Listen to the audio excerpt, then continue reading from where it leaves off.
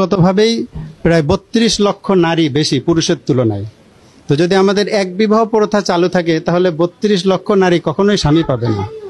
তো এর ভিতরে বিধবা, ডিভোর্সি এবং দরিদ্র, অসহায় এরকম আরো ৫০ লক্ষ নারী আছে।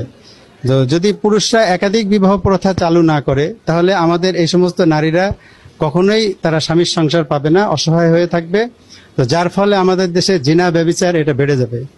আমার যে সুলাসা, যিনি উনি ২বার ডিভোর্সি একজন নারী, আমাদের আইএমবিতে যোগাযোগ করে। তো আমি তাকে প্রস্তাব দিই, যেহেতু আমার ৪টা বিবাহ করার নিয়ত ছিল, সেই ক্ষেত্রে আমি প্রস্তাব দিই। তো ওনারা আমার প্রস্তাবকে অ্যাকসেপ্ট করে এবং আমার সাথে খুব শর্ট টাইমের ভিতরেই বিবাহ হয়।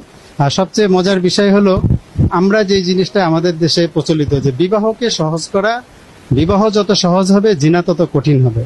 আমার প্রথম বিবাহ কোনো বিবাহতেই আমার বোধহয় ৫,০০০ টাকার উপরে একটা বিবাহতে আমার খরচ হয় না। কারণ আমাদের একটা থিওরি হলো, বিবাহ করার জন্য কেন খরচ করব।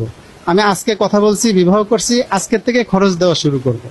তো আমাদের দেশে হয় একটা বিবাহের জন্য যখন বাজেট করে যে ২ লাখ, ৩ লাখ, ৫ লাখ টাকা বাজেট করে, এই টাকাটা জোগাড় করতে না পারার কারণে মানুষ বিবাহেতে নিরুৎসাহিত হয়। আমি তার জন্য ২০ বছর আমি যদি তার সাথে সংসার করি বা ৫০ বছর করি, তাহলে কি পরিমাণ অর্থ আমি তার পিছনে ব্যয় করব। আমাকে যদি প্রথম দিনই কেউ চাপায়া দেয় যে আপনার এই মুহূর্তে ৫ লক্ষ টাকা খরচ করতে হবে, তাহলে হয়তো আমার জীবনেও এই কাজটা করা সম্ভব হতো না। ঠিক আছে। আর উনি